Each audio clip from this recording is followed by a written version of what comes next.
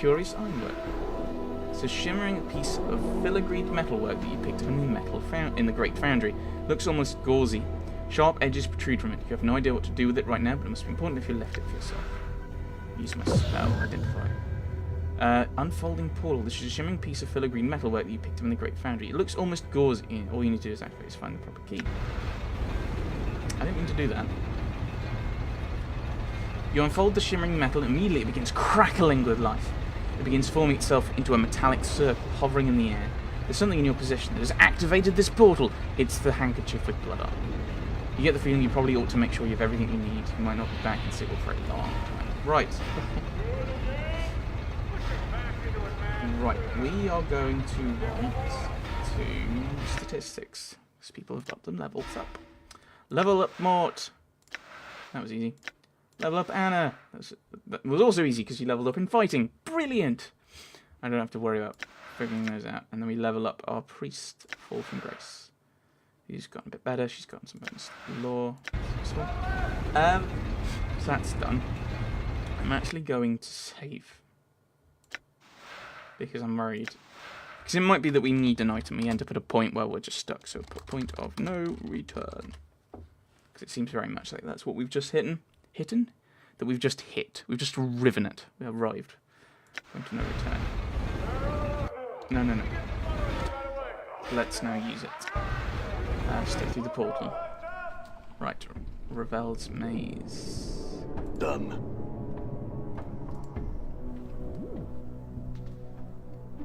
Uh-oh.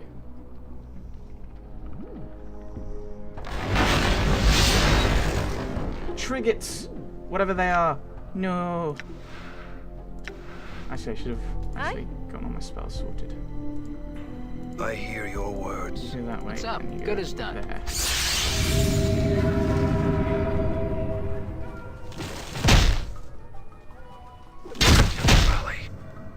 Critical miss. Well done. Oh, right, I need to go and attack this fellow with bomb. Okay, we're taking a bit of a batter in here. Yeah. That's dead now. Good. Damn.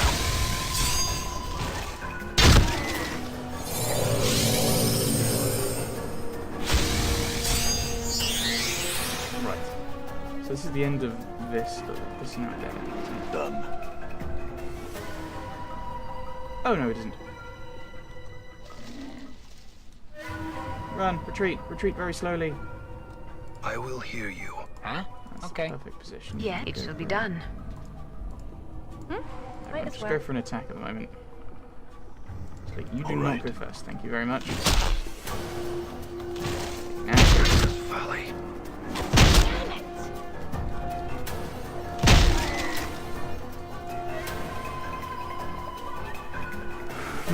I suppose this is just one of those things where you've got to try and work out roughly where you're going. And there'll be monsters all the way around. So that's the entrance to the Black Barb Maze. I suspect it's going to be somewhere around here. So maybe I should have gone this way. Oh well.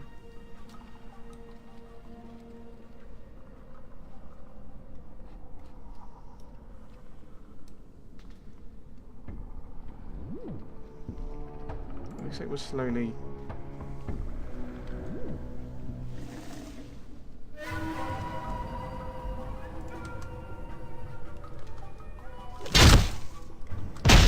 The thing is, I'm actually quite A little out of practice, it seems.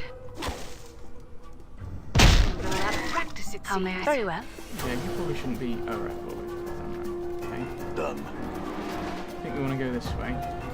I'm not going to try and go everywhere and explore everything and get all the kills we can. I don't see the point.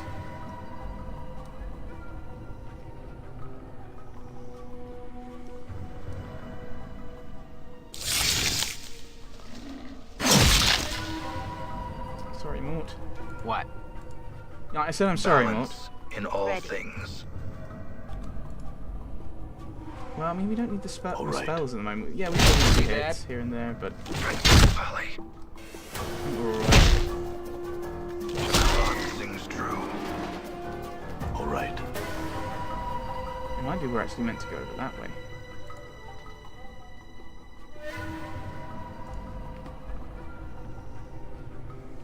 Ah, I found ye. Oh, this might be a terrible situation. The plump, hook-nosed crone before you doesn't look much like a myth. My throat's bad. I probably should have actually had a drink just like I did earlier. She's outfitted in a simple, if dirty, brown shirt. Brown shirt and leggings, with a number of pouches hanging from her frayed belt. She seems oblivious to your presence, more concerned with the tangled black roots woven together to form the floor of the maze than anything transpiring around her. Let's study it for a moment. A tangle of jagged grey hair juts from beneath the crone's hood, spreading down her shoulders like a mass of twisted grey roots. Sickly blue-grey flesh hangs in loose folds from her face. A narrow chin, long and sharp, juts forward in an extreme underbite, and two filthy yellow canines protrude from her lower jaw like small tusks. Ravel?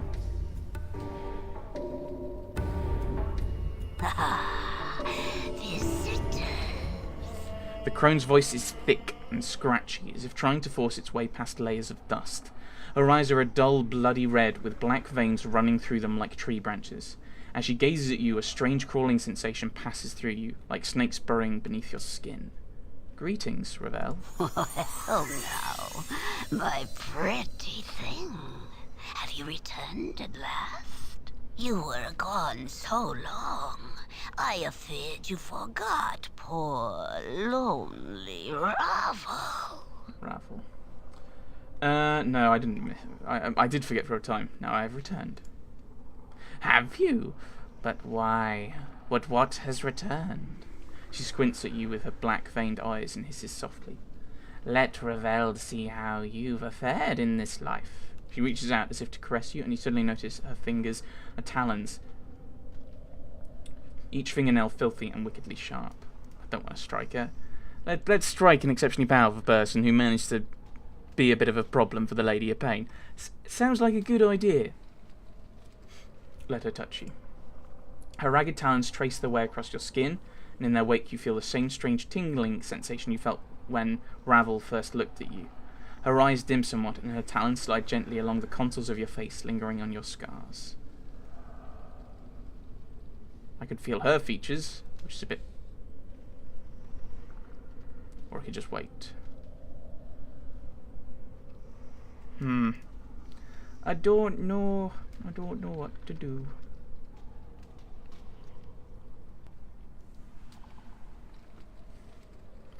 You see, the thing is, I don't know if he'd reciprocate, and I think if there is a kind of romantic element to this, and he doesn't reciprocate, then doing that is manipulative. But I don't know if it is. I think I will wait. Ravel's withdraws and she looks at you sadly. Oh, sad, sad, broken half thing, all a pieces. She squints at you again. No longer the one Ravel knew, are you? Are you still a broken after all this sad, sad time? Broken? What do you mean? A body you possess, but a body of knowledge you do not. She points her ragged talon at your chest, your scars. Many and such scars you have, all scrawled on your skin. Many tales does your skin tell. Well, what tales does my skin tell? Your scars and tattoos shout to me.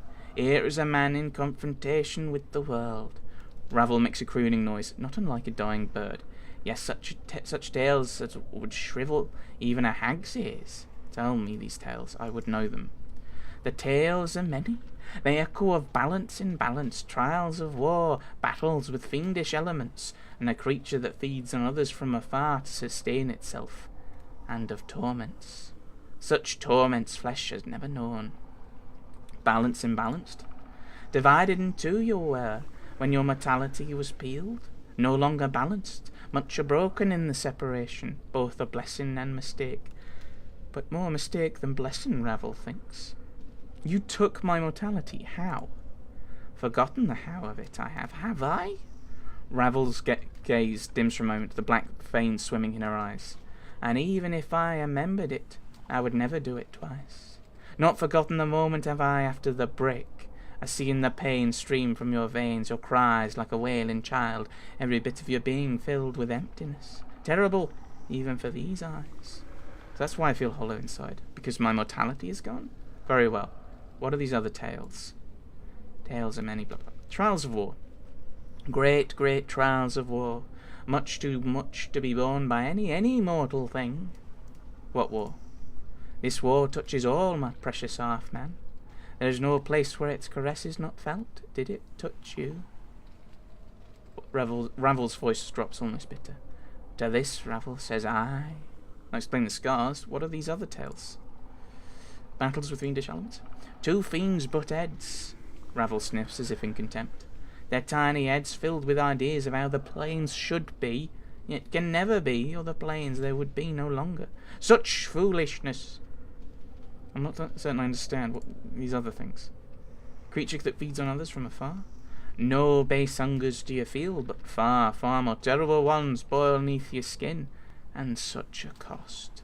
Hungers? What do you mean? I know not the nature nor the cause of these hungers, but heed this. Coming events cast their shadows afore them, my precious half-man. There is no saying of what these events will be, not even with Ravel's eyes. Very well, what are these other tales? And these torments, what are these torments you speak of? Updated my journal. A lodestone pulls iron to it. So do you, my precious half-man. But it's not iron, but tormented souls. As others suffer, they are drawn to you, and your path becomes theirs. Do you not see them in the eyes of those that have travelled here with you? I was actually just thinking that, actually. What do you mean, my companions? Do you wish to explain, Gith? Ravel throws a burning glance at Crone, tempered with a fanged smile. Vows may prove tighter than any chain, no? The manacles of a race once enslaved, now a slave again. Crone is silent, but his blade shifts at Ravel's words. The blade hardens, the edge sharpening until the karak itself seems to carry a horrible malevolence about it. Watch your words, Ravel. The chattering skull. Ravel doesn't even bother to look at Mort, as if he is beneath her notice. Are the quips enough of a shield for what lies buried inside your brain box, Why speak truths when lies suffice? Mort? What do you mean, Ravel? The abyssal temptress. Ravel sneers, her yellowed fangs piercing her purpled lips as she squints at fall from grace. A skin so fair, lips so rich, eyes that might cause you to forget Ravel herself. And yet she suffers more than any other.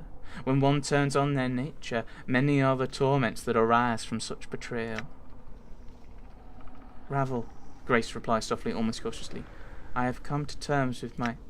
You lie, succubus! Ravel's lips peel back in a snarl. You lie. Do not dare lie to me when your heart is a book to me. Every word you spit screams of your torment.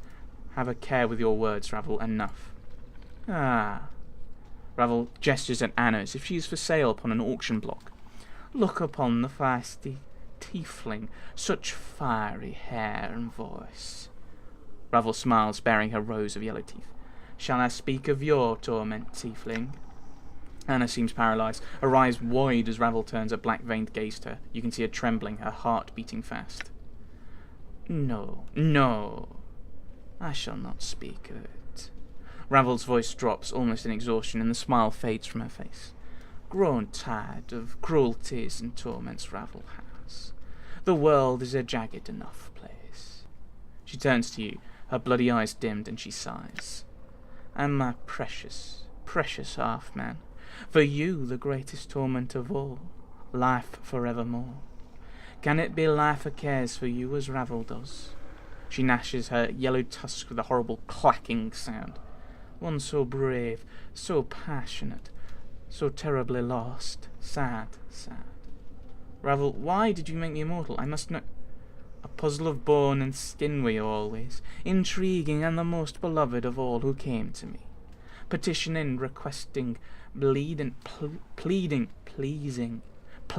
for help. Ravel, I don't know how many accents I've just gone through in that one sentence. Ravel stares hard at you, her black-veined ember eyes narrowing. So hard to see her past the scars, to dig up the man who once was neath. Ravel, can you tell me anything about who I once was? A shadow with substance, a seeking that which casts the light. I know you more and no. No. Ravel pauses, her eyes dimming. No more than I know the nature of any man. Crossed paths have we, a man tainted with undeath, still feeling the pangs of separation, and an old withered crone now all imprisoned. Crossed paths? Seems it that we are a meeting for the first time? No, not. Ravel seems confused for a moment and shudders as if throwing off a weight. Not at all. An echo of a future meeting this is, or a past meeting, depending on which way time is facing. So this meeting echoes a meeting in the past? The now and then? Very similar. So tangled the now and then is, both mirrored in each other. Once and again you come afore me with a problem, to challenge me for a solution to an impossibility. Ravel hisses at you and her eyes blaze. Beautiful, ungrateful, beloved man. What was this impossibility I asked you to solve? Ravel doesn't seem to have heard you. She still seems to be in the past, for her eyes dim as if looking away. Such fire in your eyes, enough to stir a grey lady's heart. Passion to be freed, but when freed the fire in your eyes guttered out. With the separation your life has shed all meaning, I fear. Ravel smiles with her yellowed fangs, then clicks them together as if laughing. Mayhap you should sit on your hind legs and limp your forepaws. Mayhap Ravel will give you another scrap of knowing.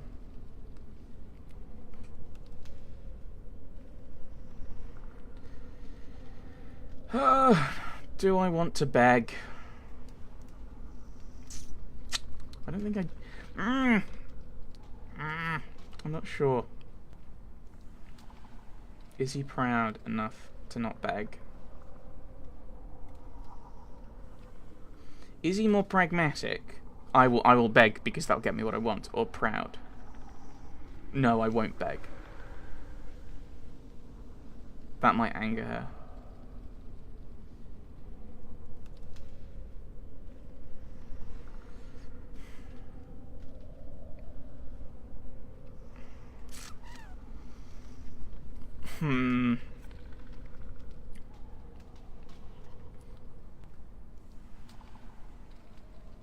I don't want to be that harsh and say, I will ask for your aid. Will you help me? And then she goes, oh no, I want you to beg. That's different, because that would be a bit more kind of, not pushing it. This seems a lot angrier. I don't think we'll like that. If begging will bring me answers, I will beg you. Then I beg you, Ravel. Tell me what you know. I need your help in remembering what happened. Ah, a gentled heart now. Ravel's black-eyed eyes glint, and the corner of her mouth twists upward like a snake. Has life softened you, One can hope. I have many questions I wish to ask. Oh, more questions do you have? Ravel croons softly, but there is an edge to it as if she is reprimanding you. Tisk, tisk. Whatever that is. But you have already asked so many. Ravel's black-veined eyes take on a curious gleam. The time for my questions is now, Half-Man.